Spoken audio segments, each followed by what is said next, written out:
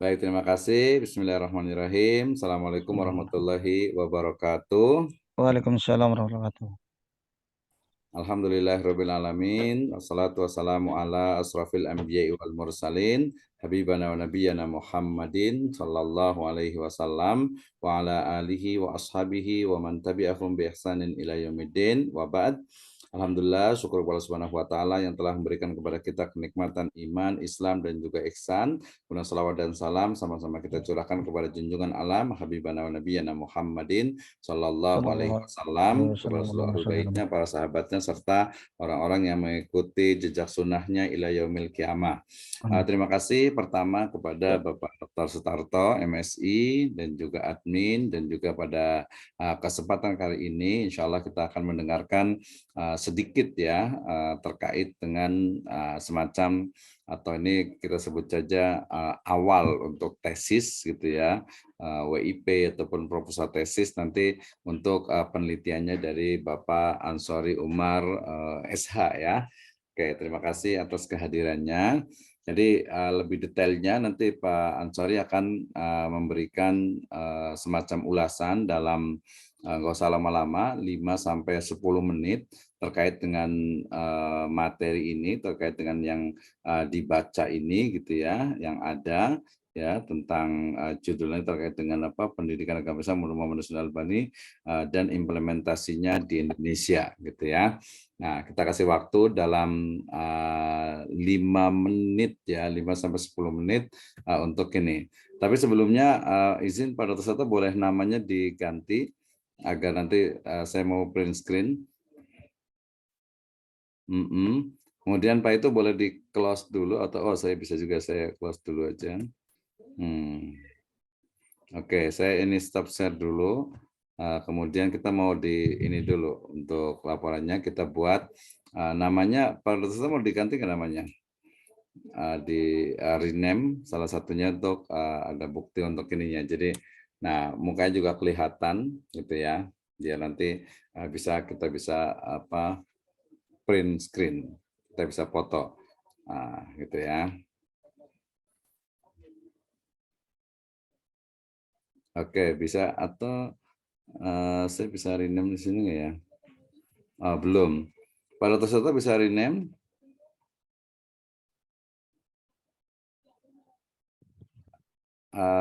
Ustaz Al-Muhyiddin boleh bantu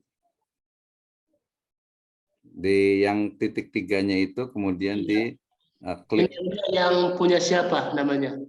Kalau enggak yang Pak ini aja nggak apa-apa, yang Muhyiddin aja dah. Yang Muhyiddin aja. Tulisnya Dr. Sutarto MSI gitu. Yang penting ada itunya. Oh iya. Ininya ya, Dr. Sutarto MSI gitu ya. Iya, jadi tulis namanya nanti biar kita share screen. MSIMM kalau nggak salah itu. Udah Ya, tuh ya. Wis, jadi saya belum dapat MM-nya malah nih. Oke, izin boleh lihat ke kamera 2 kali untuk saya print screen. 1, 2, 3. Maaf. 1, 2, 3. Oke. Nanti akan saya kirimkan di apa namanya di ini saya. Silakan Pak, ini sekarang kita bolehin lagi. Boleh share screen lagi Pak Ansori Umar. Bisa tadi ngulang lagi berarti tadi yang share screen tadi, yang klik yang bagian hijaunya.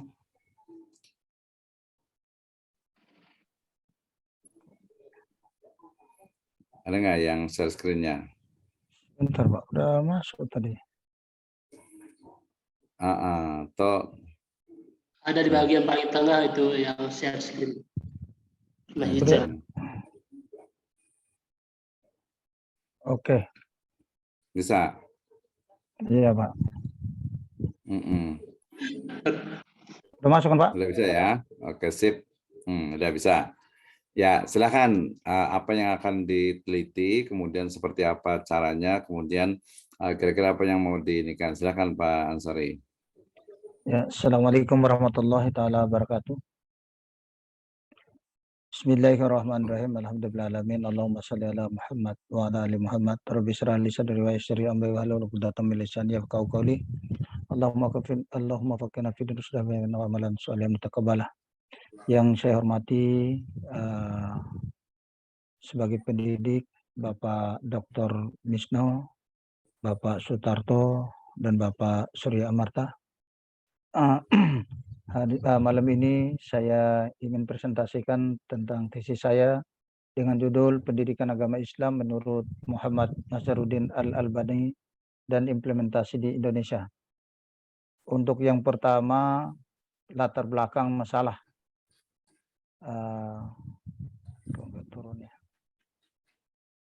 Latar belakang masalah di sini, pendidikan agama Islam adalah upaya sadar rencana dalam menyiapkan peserta didik untuk mengenal, memahami, mengimani, bertakwa, berakhlak mulia, mengamalkan ajaran agama Islam dari sumber utama yakni Kitab Al-Quran dan Al-Hadis melalui kegiatan bimbingan, pengajaran, latihan, serta penggunaan pengalaman menurut Ramayulis 2005. Tujuan utama pendidikan Islam adalah membentuk moral yang tinggi serta akhlak yang mulia para ulama dan para sarjana muslim. Dengan sepenuh hati dan perhatian berusaha menanamkan akhlak yang mulia, meresapkan fadilah ke dalam jiwa para penuntut ilmu, membiasakan mereka berpegang pada moral yang tinggi, menghindari hal-hal yang tercela, berpikir secara batiniah dan insaniah atau kemanusiaan yang jernih, serta menggunakan waktu untuk belajar ilmu-ilmu duniawi serta ilmu agama sekaligus tanpa memandang keuntungan materi. Al-Brasi 2003. Terus di sini juga saya ambil rumusan menunjukkan bahwa pendidikan Islam mempunyai tujuan yang luas dan dalam sedalam kebutuhan hidup manusia sebagai makhluk individu. Terus di sini juga saya prestasikan tujuan pendidikan yang bersifat universal, dirumuskan dalam berbagai pakar pendidikan seperti Atiyah Al-Abrasi, Munir Mersi, Ahmad D. Marimba, Muhammad Fadil, dan Jamili Mokhtar Yahya, dan sebagainya. Itu tertulis Nata 2005. Beberapa referensi juga yang lain. Terus, adapun tujuan akhir pendidikan Islam hakikatnya adalah realisasi dalam cita-cita ajaran Islam itu sendiri, yang membawa misi bagi kesejahteraan umat manusia sebagai hamba Allah lahir dan batin, dunia dan akhirat, sebagaimana pendapat Ibnu Qayyim tentang tujuan pendidikan, yaitu agar manusia menghambakan diri kepada Maha Pencipta atau kepada Allah dan menjaga kesucian fitrahnya, sebagaimana firman Allah dalam surat At-Tin, laqad khalaqnal insana fi ahsani taqwim. Manusia adalah sebaik-baik bentuk ciptaan Allah. Terus saya ambil juga yang 1.2 itu adalah rumusan masalah. Merujuk pada latar belakang masalah, maka penelitian membahas mengenai pendidikan agama Islam menurut Muhammad Nasaruddin Al-Albani serta implementasi di Indonesia. Agar pembahasan lebih mendalam, maka akan menjawab pertanyaan sebagai berikut. Yang pertama, bagaimana pemikiran pendidikan agama Islam Muhammad Nasaruddin Albani? Yang kedua, bagaimana implikasi pemikiran pendidikan agama Islam menurut Muhammad Nasaruddin Al-Albani di Indonesia? Tujuan penelitian adalah untuk menjawab pertanyaan penelitian sebelumnya secara detail. Ada dua yang saya ambil. Yang pertama, menguraikan pemikiran pendidikan agama Islam menurut Muhammad Nasaruddin. Yang kedua, menganalisis implementasi pemikiran pendidikan agama Islam menurut Muhammad Nasaruddin Albani. Terus yang berikut, manfaat penelitian. Manfaat ini saya ambil ada 3. Yang pertama, pendidikan memberikan pemahaman mengenai pemikiran. Yang kedua, peserta didik memahami karakter dari pendidikan agama Islam menurut Muhammad Nasaruddin Albani.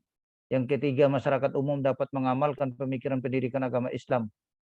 Terus, sistematika penulisan. Agar penulisan ini lebih sistematis, maka disusunlah berdasarkan pembahasan sesuai dengan pedoman penulisan tesis program Magister Pendidikan Agama Islam STAI Sabili sebagai berikut. Bab pertama adalah pendahuluan, membahas mengenai latar belakang masalah, perumusan masalah, tujuan penelitian, manfaat penelitian, dan sistematik penulisan. Bab 2, kerangka teori. Bab ketiga, metode penelitian. Bab keempat, hasil penelitian dan pembahasan. Bab ini membahas mengenai pemikiran pendidikan agama Islam menurut Albani dan implementasinya bagi pendidikan Islam di Indonesia. Bab 5 penutup adalah kesimpulan dari penelitian dan saran-saran yang diajukan oleh penulis. Mungkin ada tanggapan dari dosen. Oke, lanjut dulu dikit lagi. Tambah dengan Oke. bab 2-nya. Saya bab 2 kerangka teori, Pak. 2.1 pendidikan agama Islam. Pendidikan agama Islam adalah upaya sadar terencana dalam menyiapkan peserta didik untuk mengenal, memahami, mengimani, bertakwa, berakhlak mulia, mengamalkan ajaran agama Islam dari sumber utamanya kembali kepada Al-Quran dan hadis melalui kegiatan bimbingan, pengajaran, latihan, serta penggunaan pengalaman seperti yang disampaikan Rama Yulis 2005. Terus ada 4 istilah yang digunakan untuk menyebutkan makna pendidikan, misalnya tarbiyah, ta'dib, ta'lim, dan riyadah. 3 dari 4 istilah tersebut pernah direkomendasikan oleh Konferensi Internasional tentang Pendidikan Islam di Mekah pada tahun 1977. Masing-masing terma tersebut jelas memiliki aksentuasi dan implementasi yang berbeda. Berikut ini yang dijelaskan masing-masing. Yang pertama, tarbiyah. Menurut Abdurrahman Nahlawi, tarbiyah secara bahasa merupakan kata yang berasal dari 3 akar kata, yakni pertama raba, yarbu, yang berarti bertambah atau bertumbuh. Pengertian ini dapat dilihat dalam Al-Quran surat Ar-Rum ayat 39. Kedua, berasal dari rabi yarba, yang berarti menjadi dasar. Dan yang ketiga, robba yarubu, yang berarti memperbaiki, menguasai urusan, menuntut, menjaga, dan memelihara. Pengertian ini dilihat pada Al-Quran surat Al-Isra ayat 24. Sementara menurut Nakib Al-Atas, kata tarbiyah mengandung konotasi mengasuh, menanggung, memberi makan, mengembangkan, memelihara, menumbuhkan, atau membentuk dan juga menjadikan lebih matang. Dengan demikian, maka yang dimaksud dengan al-tarbiyah adalah proses mengasuh, membina, mengembangkan, memelihara, serta menjadi kematangan bagi satu objek. Bahkan dalam hal ini Imam Baidawi memperjelas makna tarbiyah dengan ar-rabbu fi al-asli bima na'al tarbiyah wahia at-tabligh as-su'ila ila kamalihi syai'an fasya'yan. Ar-rab asal kata bermakna tarbiyah, yakni menyampaikan atau mengantarkan sesuatu menuju ke arah kesempurnaan sedikit demi sedikit. Terus at-ta'dib, kata ta'dib merupakan bentuk masdar dari kata adaba, yang berarti pengenalan dan pengakuan yang secara bertahap ditanamkan kepada manusia tentang tempat-tempat yang tepat dari segala sesuatu di dalam tatanan penciptaan sedemikian rupa, sehingga membimbing ke arah pengenalan dan pengakuan kekuasaan dan keagungan Tuhan di dalam tatanan wujud dan keberadabannya.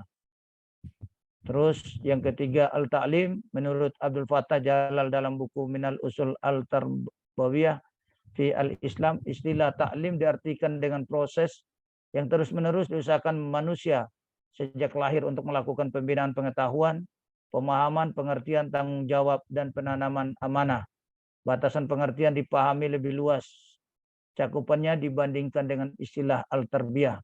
Terus riyadah. Istilah riyadah merupakan istilah pendidikan yang digunakan dan dikembangkan oleh Imam Al-Ghazali untuk menyebutkan istilah pelatihan terhadap pribadi individu pada fase anak-anak, atau yang dikenal dengan riyadus sahibian. Imam Ghazali dalam mendidik anaknya lebih menekankan pada dominan efektif dan psikomotor dibandingkan penguasaan pengisian dominan kognitif atau intelektual. Terus menurut Muhammad Atiyah Al-Basari, pendidikan Islam, tarbiyah atau Islamiyah adalah usaha menyiapkan manusia agar hidup dengan sempurna dan bahagia. Terus yang menurut Marimba, pendidikan Islam merupakan bimbingan jasmani dan rohani berdasarkan hukum agama Islam menuju kepada terbentuknya kepribadian utama menurut ukuran-ukuran Islam.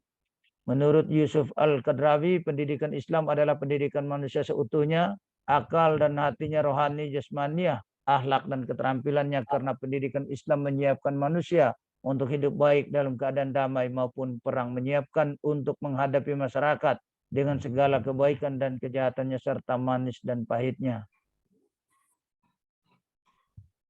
Saya lanjut ke bawah aja, Pak. untuk lebih Oke, jelasnya. sekilas yang Syekh Albani dalam 1 menit. Yang itu yang biografinya. Bentar Pak, saya cari dulu biografi. Ah, Biografi Muhammad 1 sampai 2 menit. Nasiruddin Al-Albani. Nama lengkap beliau adalah Abu Abdurrahman Muhammad Nasiruddin bin Nuh bin Adam Al-Najati, lebih dikenal dengan nama Al-Albani. Disandarkan pada negeri kelahirannya, sering dipanggil dengan sebutan Abdurrahman. Ia dilahirkan tahun 1914 Masehi, awal abad ke-19 atau bertepatan dengan tahun 1333 Hijrah di kota Askodera atau Skoder, ibu kota Albania, masa lampau atau Bamualim 2002. Beliau meninggal di Yordania 1 atau 2 Oktober 1999 atau bertempatan pada tanggal 21 Jumadil akhir 1420 Hijrah.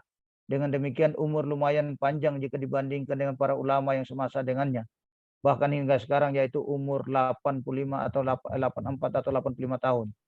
Albani lahir dengan keluarga yang agamis, cukup sederhana. Ayahnya adalah Haji Nuh, termasuk salah seorang ulama besar di Albania yang bekerja sebagai reparasi jam untuk menghidupkan keluarganya. Ia mengajarkan ilmu agama pada masyarakat setempat, dikenal sebagai ahli fikih mazhab Hanafi. Oke, Ayah cukup. Al-Hajj Nuh. Ya, Cukup, Pak. cukup. Cukup, nanti dilanjutkan lagi ya. Nanti bab Boleh. 3-nya nanti justru kita pelajari itu. Jadi sedikit dari saya sebelum kalau jadi nanti Pak Ansor ini belajar tentang bagaimana sebenarnya meneliti tentang pemikiran ya, meneliti tentang pemikiran dari Muhammad atau Syekh Muhammad Nasiruddin Albani ini ya. Jadi supaya lebih paham. Jadi gimana caranya gitu ya? Bagaimana caranya? Nah, itu nanti perlu dipikirkan. Jadi biar paham bagaimana cara mengetahui pemikiran dari siapa Albani. Muhammad Nasiruddin Albani.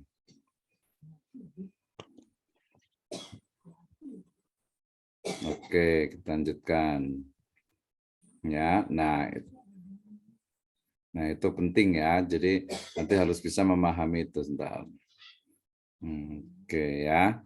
Nah, itu Pak Ansori. Jadi harus tahu tuh dari mana dapatnya apa bukunya, kemudian tulisannya, kemudian istilahnya itu pemahamannya gitu. Itu jadi itu nanti fokus menelitinya di sana gitu. Jadi nanti kita masih ada waktu satu lagi nih sambil ini untuk apa bisa jadi biar lebih bisa dipahami ya pemikiran dan juga implikasinya di Indonesia kayak gimana nih kita. Jadi ini masuk ke studi teks gitu ya.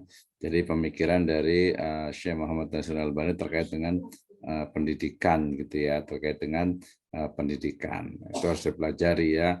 Jadi harus paham dulu, jangan langsung komentar gitu kan, jangan langsung ini seperti itu ya. Tapi harus baca dulu, nanti berarti baca biografinya, kemudian baca pemikiran-pemikiran beliau, nanti ditambah dengan beberapa referensi gitu. Jadi nanti belajar tadi sebenarnya dengan membaca itu presentasi itu sebenarnya langkah awal tuh untuk belajar gitu ya.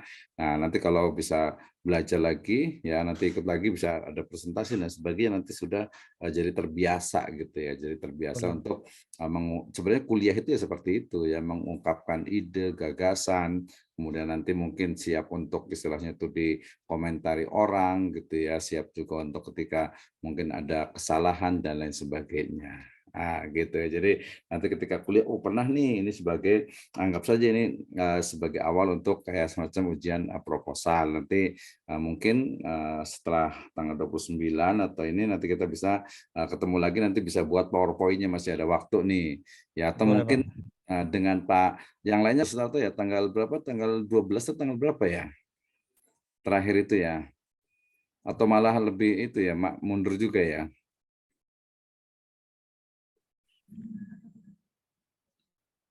Sampai bulan Juli masih bisa, Pak. Bisa ya. Jadi mudah-mudahan nanti mungkin tadi kalau masalah ya masalah keuangan nanti tinggal diinikan aja. Memang ada kurang beberapa gitu ya, kurang ini lagi. Itu mudah-mudahan sih kalau kebijakan memang dari Pak Lardi dari kampusnya udah disampaikan sih kemarin itu gitu ya. Jadi gitu nanti saya bisa komunikasikan lah. Jadi memang sekitar masuk itu kata harus Terima kasih, Pak. 20 ya apa itu ya. Gitu ya nggak apa-apa. Oke mungkin ada masukan lah dari Pak Dr. Suharto dalam silakan bebas ya terkait dengan ini. Jadi pemikiran dari Syekh Muhammad Nasrul Albani terkait dengan pendidikan PAI dan implementasinya di Indonesia kira-kira seperti apa, silakan. Baik, Pak Umar Ansori ya. Iya. Ini tesis tadi judulnya apa? Tentang Pendidikan agama Islam menurut Muhammad Nasiruddin Al-Albani, Pak. Implementasi di Indonesia dan implementasi ke Muhammad Indonesia. Nasiruddin Albani ya, dan Ya, implementasinya. Pak. Ya, karena saya belum baca tesisnya isinya seperti apa, saya hanya menyimak dari apa yang disampaikan. Karena ini kan tesis itu kan magister ya, supaya nanti juga tidak salah apa judulnya. Dari latar belakang saya belum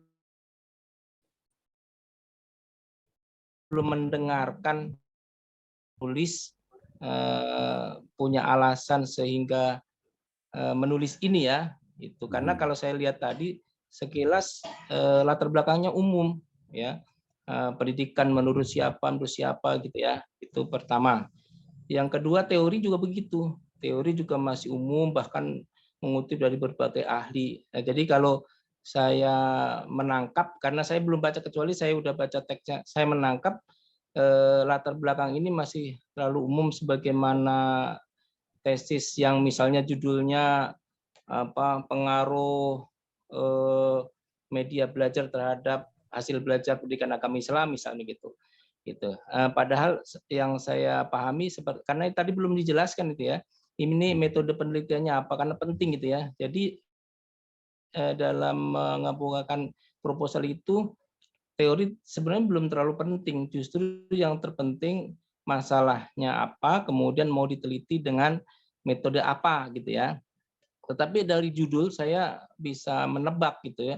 Sepertinya ini penelitiannya kajian pustaka kalau di judulnya gitu ya.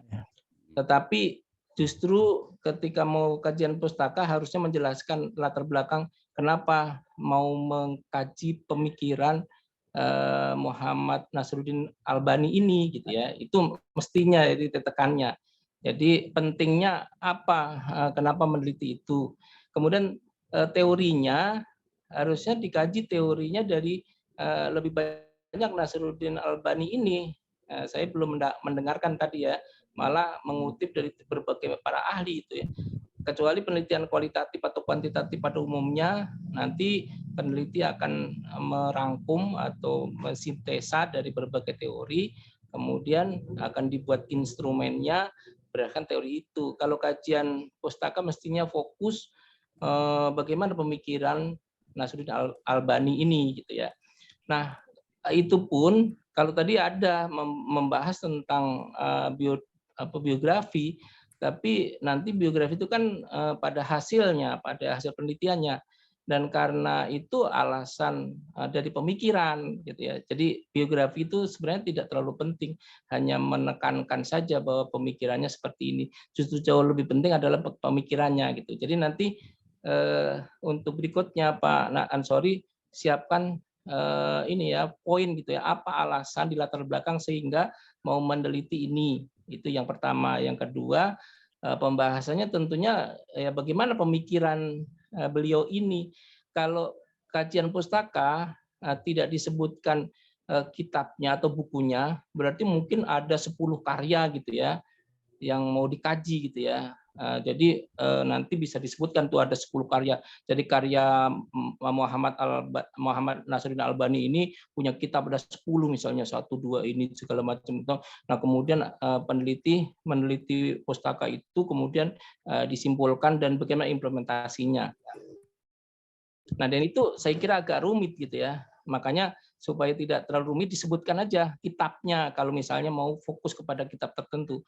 Misalnya Pak Ansori mau mengkaji pendapatnya Muhammad Nasruddin Albani ini di kitab apa. Nah, itu jauh lebih gampang. Jadi judulnya nanti dilengkapi misalnya pendidikan agama Islam menurut Syekh Muhammad Nasruddin Albani dalam kitab bla bla bla bla, dan implementasinya itu jauh lebih mudah gitu ya, sehingga pembaca melihat dari judul, oh fokus kepada kitab ini yang mau dikaji gitu ya. Tapi kalau nggak disebutkan kitab ini, konotasinya Pak Umar nanti akan mengkaji buku-buku beliau yang banyak sekali gitu ya.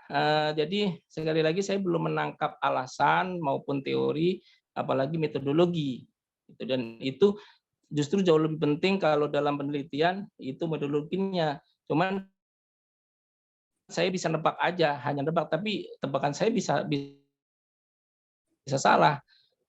Hanya menebak-nebak itu sepertinya metodologinya librarist atau kajian pustaka gitu. Nah, sekali lagi kalau kajian pustaka, pemikiran beliau yang difokuskan.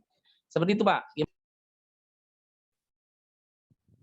Ya, terima kasih Pak Tostato. Ya, betul. Tadi betul sekali ya. Tebakannya juga tepat sekali gitu ya. Bahwa memang itu pentingnya kita nanti belajar lagi terkait nanti dengan dari mana gitu. Sebenarnya tadi saya lihat sih ada beberapa sih sebenarnya. Cuman kan belum selesai memang kayaknya nih. Yang di metode penelitian belum ada, tapi di hasilnya ada beberapa sudah ada tuh dari pemikiran dari Syekh Muhammad Nasruddin Albani. Jadi nanti tugasnya Pak Ansari adalah pertama nanti baca lagi, pokoknya fokus kepada pemikiran pendidikan Islam atau pemikiran pendidikan agama Islam menurut Syekh Muhammad Nasruddin Al-Albani gitu ya. Karena ada beberapa jurnal, ada beberapa, kalau tesis belum banyak nih, nanti bisa fokuskan ke bukunya, pakai buku yang mana, atau mungkin bisa juga lebih dari satu buku gitu, misalnya 2 buku atau 3 buku, karena buku beliau kan kebanyakan adalah buku tentang tahrij hadis gitu kan ya. Nanti mungkin ada 2 atau 3 buku yang memang fokus ke situ, kayaknya ada deh. Kalau satu buku juga sebenarnya ada juga beberapa gitu ya. Ada beberapa juga gitu. Jadi bisa 1 buku atau 2 buku, tapi tadi memang lebih spesifik, biasanya kelihatan dari sisi itu. Jadi intinya Pak Ansari itu lebih belajar lagi, nanti siapkan juga tadi PowerPoint-nya, insya Allah kan waktunya masih agak panjang nih, sekitar 2 pekan nih, gitu ya. Jadi ini agak sebagai work in progress, ya istilahnya itu ujian pemaparan awal gitu, nanti kita tambahkan lagi. Nanti setiap ini, saya kan juga Mas juga nanti bisa kita coba-coba juga di kelas gitu ya, sekaligus presentasi. Ini pentingnya kita belajar presentasi gitu, jadi bukan hanya selesai, tapi memang kita belajar sama-sama gitu ya. Oke, sudah ini cukup ini ya. Terima kasih. Silakan Pak Ansari ditutup dulu. Terima kasih. Ya, terima kasih Bapak pembimbing, yakni Bapak Misno dan juga Bapak Amarta. Di sini sempat saya coret-coret tadi dari Bapak Misno tentang pemikiran, saya akan mendalami lagi tentang penyampaian saya tadi. Di sini ada, cuman saya belum sempat menyampaikan karena waktu saya yang cukup singkat. Yang pertama dari Bapak tentang pemikiran Albani tadi tentang pendidikan agama Islam beserta bukunya. Di sini juga saya udah baca, saya ada dapat tadi di sini ada beberapa referensi. Terus yang kedua implementasinya, terus dari Bapak Amarta juga menyampaikan kepada saya tentang pendidikan lebih fokus lagi daripada pendidikan umum. Terus tentang masalah dan metode tentang kajian pustaka, dan juga teori tentang penjelasan Bapak Albani dan alasan kajian Albani juga, tentang buku juga nanti di sini udah ada Pak, cuman saya belum jelaskan tadi karena saya tidak berbentuk presentasi karena banyak. Terus alasan kajian Albani juga tentang karya buku-bukunya juga di sini Pak. Nanti saya bentuk presentasi untuk lebih singkat Pak. Oke, Karena terima kasih ini ya. juga yang bisa Ini saya sampaikan. Bapak Terus Dr. mungkin itu aja yang bisa saya sampaikan.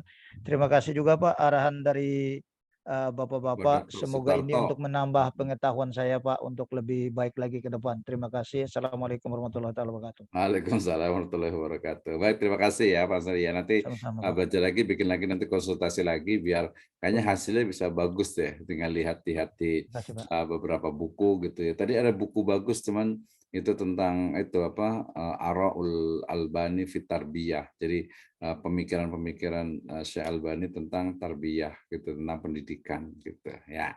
Terima kasih, kita tutup dengan hamdalah dan doa kafatul majelis. Alhamdulillahirabbil alamin. Subhanakallahumma wa bihamdika asyhadu an la ilaha illa anta astaghfiruka wa atubu ilaik. Assalamualaikum warahmatullahi wabarakatuh. Waalaikumsalam warahmatullahi taala wabarakatuh. Terima kasih Terima banyak. kasih Pak itu. Sama-sama, terima kasih juga Bapak Bisno dan Bapak Sutarto. Terima kasih atas bimbingannya. Oke, terima Salam. kasih. Itu Pak Sutarto. Jadi udah saya udah di remove gitu. Jadi sebenarnya kalau mau belajar sih bisa sebenarnya, cuman emang ininya ya.